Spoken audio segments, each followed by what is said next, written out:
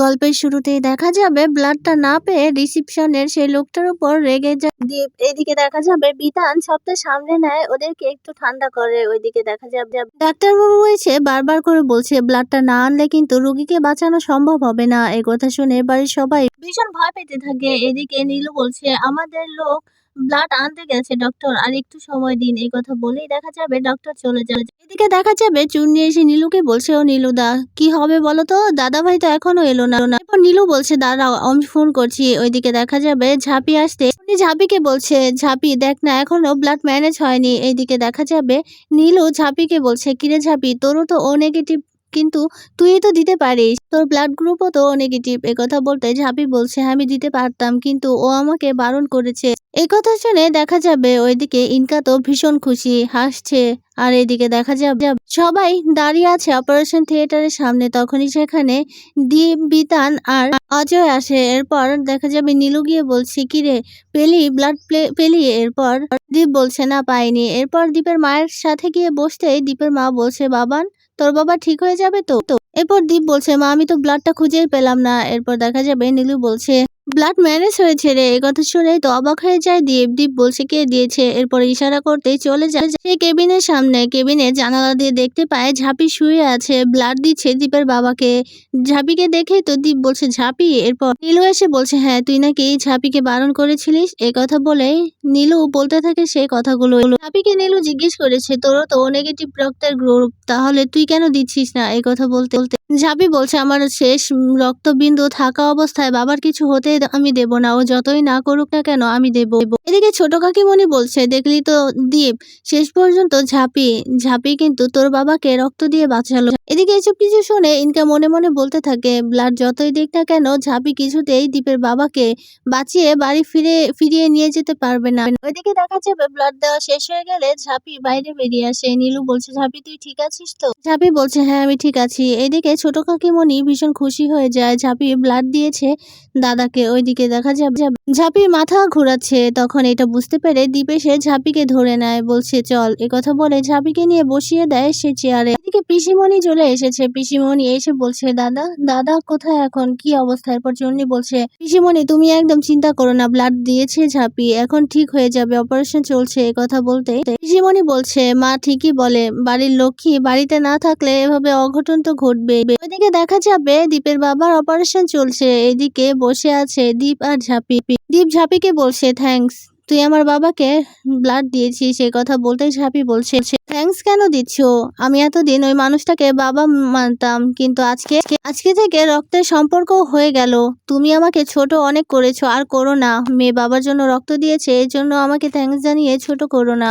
এরপর নীলুর কাছে গিয়ে বলছে কাছাই দিত এখনো এলো না। এরপর নীলু বলছে আমি অনেকবার ফোন করলাম কিন্তু ফোনে পাচ্ছি না, তার আবারও ফোন করছি। এই কথা বলে ফোন করবে তখনই অপারেশন থিয়েটার থেকে ডক্টর বেরিয়ে এসে নার্সকে বলছে তাড়াতাড়ি মেডিসিন নিয়ে আসুন। এরপর দেখা যাবে ঝাঁপিয়ে এসে বলছে এভাবে কেন বেরিয়ে এলো অপারেশন থিয়েটার থেকে, বাবার আবার কিছু হলো নাকি? এই কথা বলে ডক্টরের কাছে গিয়ে বলছে কি অবস্থা বাবা?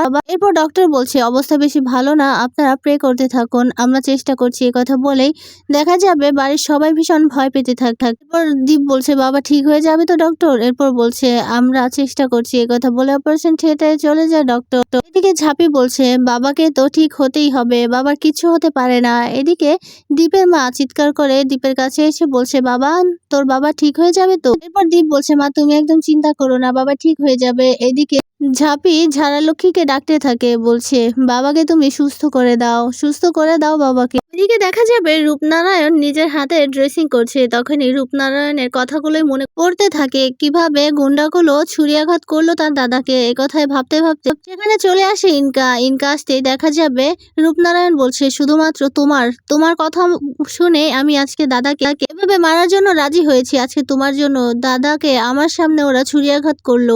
এরপর ইনকা বলছে তাতে কি হয়েছে? এরপর দেখা যাবে রূপনারায়ণ বলছে তাতে কি হয়েছে মানে দাদা আমাকে দেখে নিয়েছে। কথা বলতেই ইনকা অবাক হয়ে যায়, বলছে কি বলছেন কি আপনি আঙ্কেল? এরপর রূপনারায়ণ বলছে হ্যাঁ ওই লোকগুলো, ওই গুন্ডাগুলো যখন দাদাকে ছুরিয়াঘাত করছিল, এরপর দাদা আমার উপরে এসে পড়ে। এরপর আমার মুখ থেকে কাপড়টা সরিয়ে দেখতে পাই আমি। এই কথা বলতেই তো ইনকা ভীষণ ভয় পেয়ে যায়। এরপর রূপনারায়ণ বলছে, যদি দাদা দাদা যদি বেঁচে ফিরে তাহলে আমার মৃত্যু নিশ্চিত। আমাকে তো কেউ ছাড়বে না। আজকে তোমার কথা শুনে এসব কিছু হয়েছে, আমি আর এসব কিছু করতে পারবো না। আমি দাদার কাছে সবটা স্বীকার করে দেবো। এই কথা বলতেই দেখা যাবে ইনকা বলছে, আপনার দাদার অপারেশন চলছে, আমার মনে হয় না আপনার দাদা বেঁচে ফিরতে পারবে, তাই আপনাকে আর ভয় পেতে হবে না আঙ্কেল। আমিও দেখবো আপনার দাদা কি করে বেঁচে ফিরে। আর শুনুন, আপনাকে হসপিটালে যেতে হবে, ওখানে সবাই আছে, ঝাঁপিও আছে। আপনাকে না দেখতে পেয়ে কিন্তু ওরা সন্দেহ করবে। একথা বলতেই রূপনারায়ণ বলছে, ঠিক আছে। এদিকে দেখা যাবে ঝাড়ালোকির সামনে চলে যায় ঝাঁপি, এরপর গিয়ে প্রার্থনা করছে। এদিকে ঝাঁপির এমন কাণ্ড দেখে সবাই অবাক হয়ে তাকিয়ে আছে ঝাঁপির দিকে। এদিকে দীপও তাকিয়ে আছে। দীপের মাও এসে ঝাঁপির পাশেই দাঁড়ায়। ওইদিকে দেখা যাবে অপারেশন থিয়েটারে দীপের বাবার অপারেশন চলছিল। এদিকে ঝাঁপির সাথে বসে সবাই প্রে করতে থাকে ঝাড়ালক্ষ্মীর কাছে। এদিকে ঝাঁপি গান গেয়ে সন্তুষ্ট করতে থাকে ঝাড়ালক্ষ্মীকে, আর বলছে, বাবাকে তুমি ফিরিয়ে আনো, বাবার যেন কোনো ক্ষতি না হয়। বাবাকে তুমি সুস্থ করে দাও ঝাড়ালক্ষ্মী। একথাই বলছে ঝাঁপি। ওইদিকে দেখা যাবে ঝাঁপির এমন কথা শুনে ঝাঁপির দিকে অবাক হয়ে তাকিয়ে আছে দীপের মা। ওইদিকে দেখা যাবে ছোট কাকিমণি বলছে, অপারেশন থিয়েটারের আলো নিভে গেছে। একথা শুনে সবাই চমকে তাকিয়ে আছে অপারেশন থিয়েটারের দিকে। এরপর সবাই দৌড়ে চলে যায় অপারেশন থিয়েটারের সামনে। তখনই একজন ডক্টর বেরিয়ে আসে। ডক্টরের কাছে দীপ আর ঝাঁপি বলছে, কি হয়েছে ডক্টর? বাবা ঠিক আছে তো? কি হয়েছে, কথা বলছেন না কেন? বাবা ঠিক আছে তো? বাবার কিছু হয়নি তো? বাবা সুস্থ হয়ে যাবে তো? এরপর ডক্টর বলছে, অপারেশন সাকসেসফুল হয়েছে, কালকে সকালেই জ্ঞান ফিরবে আশা করা যায়। আপনারা কোনো চিন্তা করবেন না। ডক্টরের কথা শুনে সবাই ভীষণ খুশি হয়ে যায়। এদিকে ঝাঁপিও ভীষণ খুশি হয়ে যায়। এরপর ঝাড়ালক্ষ্মীকে ডেকে বলছে, তুমি আমার কথা শুনেছো ঝাড়ালক্ষ্মী? তুমি আমার কথা শুনেছো? এরপর ডক্টর বলছে, শুনুন, আজকে এত মানুষ এখানে থেকে ভিড় করবেন না, যে কোনো একজন রোগীর সাথে থাকলেই হবে। আপনারা সবাই বাড়ি ফিরে যান। এই কথা বলেই দেখা যাবে ডক্টর চলে যায়। এদিকে দেখা যাবে ঝাঁপি ঝাড়ালক্ষ্মীকে ডেকে বলছে, তুমি আমার কথা রেখেছো, আমার প্রার্থনা শুনেছো তুমি। বাবাকে যে সুস্থ হতেই হবে। কে বা কারা বাবার এত বড় ক্ষতি করার চেষ্টা করলো, বাবাকে তো বলতেই হবে। এই কথাই বলছে ঝাঁপি। তখনই সেখানে রূপনারায়ণও আসে। এটা শুনে ফেলে রূপনারায়ণ বলছে, দাদা তার মানে সুস্থ হয়ে যাবে? তাহলে তো আমার মৃত্যু নিশ্চিত। এই কথা বলে আবারও ফিরে যাবে। তখনই ঝাঁপি বলছে, কাকামণি। এরপর অবাক হয়ে যায় রূপনারায়ণ, বলছে, এই মেয়ের চোখে আমাকে পড়তেই হলো, আর কেউ দেখলো না, অথচ এই মেয়ের চোখে পড়ে গেলাম। এরপর ঝাঁপি রূপনারায়ণকে বলছে, কি কাকা, ভয় পাচ্ছ নাকি? ভয় পেয়ে পালিয়ে যাচ্ছ? এদিকে এসব কিছু শুনে রূপনারায়ণ বলছে, কি বলছিস কি তুই এসব? আমি ভয় পাবো কেন? আমি দাদাকে দেখতে এসেছি, তাতেও তো সমস্যা। একদম কথা বলবি না এসব কিছু নিয়ে। এই কথা বলেই দেখা যাবে রূপনারায়ণও ঝাঁপির সামনে থেকে চলে যায়। এরপর ডক্টর এসে বেরিয়ে বলছে, কি ব্যাপার, আপনারা এখনো যাননি? এত মানুষ ভিড় করলে চলবে না তো, আপনারা যে কোনো একজন থাকুন রোগীর পাশে। এরপর ঝাঁপি বলছে, আমি থাকবো, কারণ বাবার এখনো ভয় কাটেনি, আমি এখানেই থাকবো বাবার পাশে। এদিকে দেখা যাবে দীপ, বিতান, অজয় সবাইকে বলছে, তোরা বাড়ি ফিরে যা, আমি এখানেই আছি, আমি বাবার পাশে থাকবো। আর মা, তুমিও চলে যাও, আর পিসিমণি, মাকে নিয়ে যাও, আমি এখানে আছি, কোনো দরকার পড়লে ফোন করবো। এরপর দেখা যাবে দীপের মা বলছে, না, তোর বাবাকে এখানে একা রেখে আমি কিছুতেই যাব না। এরপর পিসিমণি বলছে, বৌদি, তোমাকেই তো দাদার সেবা করতে হবে দাদা বাড়িতে ফিরলে, তাই তোমাকে সুস্থ থাকতে হবে, চলো বাড়িতে। এই কথা বলে বুঝিয়ে টুঝিয়ে নিয়ে যায় দীপের মাকে। এদিকে নীলু বলছে, আমি থাকি দীপ। এরপর দীপ বলছে, না, কাসাই তো খুব নার্ভাস, ও আবার প্যানিক করবে, তুই চলে যা, তুই বাড়িতে গিয়ে ওকে সামলা, আর আমার কোনো দরকার পড়লে আমি ফোন করবো। এরপর দেখা যাবে নীলু সবাইকে নিয়ে চলে যাবে। এরপর দীপ নীলুকে আবারও ডাকে। নীলুকে ডেকে বলছে, তুই যাওয়ার সময় ঝাঁপিকে একটু ড্রপ করে দিয়ে যাস, কারণ ঝাঁপি ব্লাড দিয়েছে, ওর শরীরটা দুর্বল, ওকে এখন বাড়িতে গিয়ে রেস্ট নিতে হবে। তারপর নীলু বলছে, ঠিক আছে দীপ, তুই কোনো চিন্তা করিস না। ওইদিকে দেখা যাবে ঝাঁপি মনে মনে বলছে, তোমাকে চলে যেতে বলছে, ও এখানেই থাকবে, তার মানে ও তো নিজের বাবাকে একটু দেখে শুনে রাখবে, তাহলে আমি চলেই যাই। বলে চলে যায় ঝাঁপি। ওইদিকে দেখা যাবে বাড়ি ফিরে সব ঘটনা ইনকাকে খুলে বলে। বলছে, দাদার কাল সকালে জ্ঞান ফিরতেই তো আমার সব সত্যিটা বাইরে চলে আসবে। আজকে শুধুমাত্র তোমার জন্য, তোমার কথা শুনে আমি এসব কিছু করেছি। এরপর দেখা যাবে ইনকা বলছে, আঙ্কেল আপনি এত প্যানিক কেন করছেন? আপনার দাদার জ্ঞান ফিরে আসবে কে বলল? আর আপনার দাদার জ্ঞান যদি কোনোদিন না ফিরে তখন কি করবেন? আপনার দাদার জ্ঞান কোনোদিনও ফিরবে না। একথা শুনে রূপনারায়ণ বলছে, একদম কথা বলবে না। আজকে তোমার কথা শুনে আমি এসব কিছু করেছি, কিন্তু আর না। আমি দাদার জ্ঞান ফিরলে সব সত্যি কথা বলে দেব। এরপর দাদা আমাকে আর কিছুই বলবে না। আমার ভুলগুলো দাদা ঠিক ক্ষমা করে দেবে। আর তুমি যে আমাকে বুদ্ধিগুলো দিয়েছো এই কথা বললে, আর আমি ভয় পেয়ে এসব কিছু করেছি এটা বললে দাদা আমার উপর কোনো রাগ করবে না। একথা বলতে দেখা যাবে ইনকা হেসে হেসে বলছে, ভালোই তো পোল্টিবাজ আপনি। আমি এতদিন ভেবেছি যে আপনার গটে একটু হলেও বুদ্ধি আছে, কিন্তু আজকে দেখি পুরোই ফাঁকা। আমাকে ফাঁসাবেন, তাও আবার আমার সামনে বলছেন? আর শুনুন আঙ্কেল, আমি যে আপনাকে দিয়ে এসব কিছু করিয়েছি তার কোনো প্রমাণ আছে? না, কোনো প্রমাণ নেই। আর আপনি আপনি এই যে নষ্টামি করে বেরিয়েছে সেই পুরো ভিডিওটা ঝাঁপির হাতে না পড়লেও কিন্তু আমার কাছে সেই ভিডিওটা আছে। আমি এখন যদি বাড়ির সবাইকে সেই ভিডিওটা দেখাই তখন আপনি বাঁচতে পারবেন তো? আর আপনি যে আপনার দাদাকে মারার জন্য সেই গুন্ডাগুলোকে মন্দিরের সামনে বলেছিলেন মারার জন্য, সেই প্রমাণও কিন্তু আমার আছে।